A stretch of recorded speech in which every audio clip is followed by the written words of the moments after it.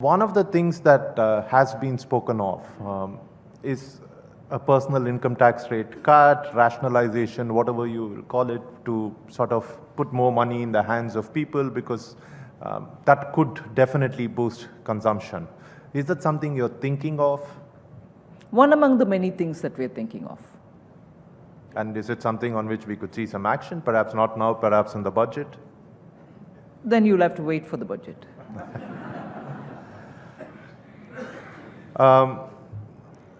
What else can be done to boost demand? And I'm asking this because if you look at consumer confidence numbers and if you look at business confidence numbers, both are down. And I want to break this question up into two parts.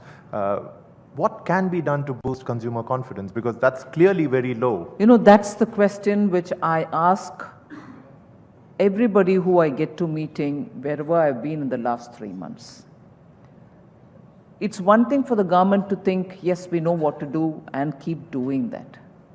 But it's completely another if I've been told as to what are the kind of things which will help in boosting consumer confidence. So I do not for a minute want to believe I know it all. I do not for a minute want to think that what I've done is enough. I want to know that answer from all others, and that would only add to what we are doing. So that's a question which is, if you don't mind, Sukumar, not to be addressed to me. Okay. You should get the answers and give it to me. On business confidence, leave aside consumer confidence, and this, clearly there is at one level an aversion to risk, which comes from many factors, right? And one factor is policy certainty. I mean, I know that our policies are evolving, but if you look at some sectors, for instance, there have been changes that have made without grandfathering previous investments. And then there are issues. I don't want to go into specifics, but just to make myself clear, if you look at Walmart and Flipkart and you look at what happened to them after they made the investment, and I think that's one. The other one is there is still, despite everything that your government has done on the tax side, there is still a fear of the taxman. Right? There is this, you could call it nervousness, you could call it anxiety, but it is very much there. And at a third level, your predecessor, the former finance minister, Mr. Jaitley, was here last year, and he actually mentioned this. He spoke about the adventurism of some of the central agencies. And that adventurism clearly hurts business in some ways because there is fear. So how do you address business confidence? How do you make businessmen feel it's all right, you can take risks, a bad business decision will not be treated as malfeasance or corruption or something else. So, and I think that distinction has stopped being made at so many levels. And it's not just you. I think, just to complete the loop, I think it's even the media, right? I mean, something goes wrong in a company, the first thing that media invariably ends up saying is to look at whether it is malfeasance, while it could just simply be a bad business decision. Yes, absolutely. And you've packed so much in that one question. The effort to make taxmen understand that there were ways in which they could achieve the same end, in the sense obtain more credible information from a tax assessee, rather than appearing to breathe down their neck, or rather than appear to be pressurizing them, leaving them to feel that they are being harassed. And this effort had started even much before me, and particularly during my senior predecessor, who I respect immensely and whose absence I can't say how much I do feel, Shri Jaitley. And at his time itself, during his time itself, this effort to make taxmen understand that it is not necessary to harass had commenced.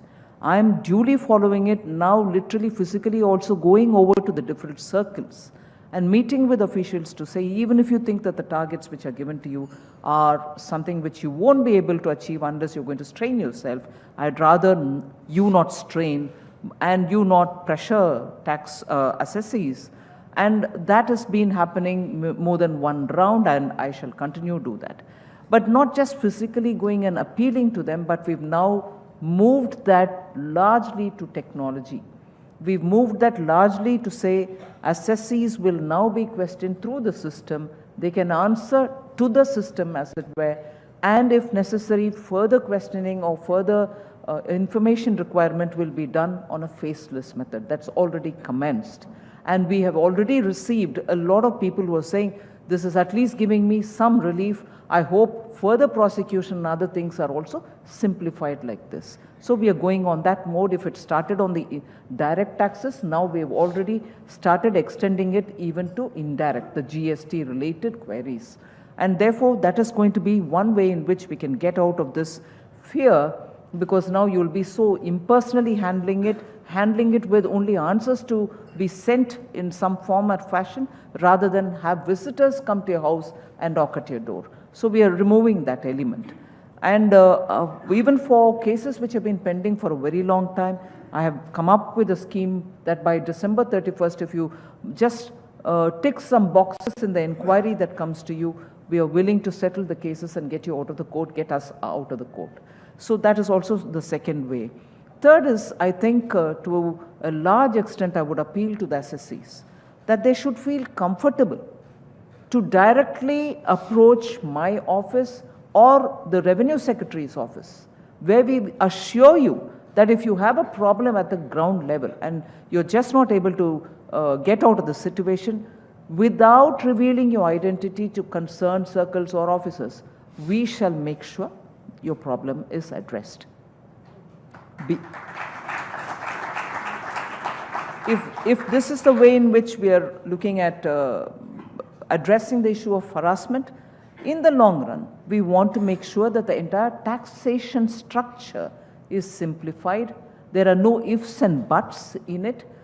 And ifs and buts are the ones on which subjective interpretation come in. So we want to make sure that ifs and buts are removed, exemptions are removed, and we proved our intentions when we came up with the corporate tax rate cut. We said no exemptions. You come straight, give us the least that you can for business's sake.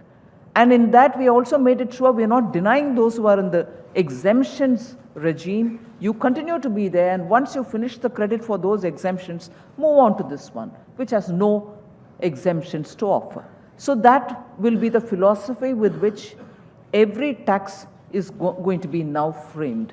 So from now on, we are moving towards a greater simplified and exemption-free, therefore harassment-free, therefore subjective interpretation-free taxation regime.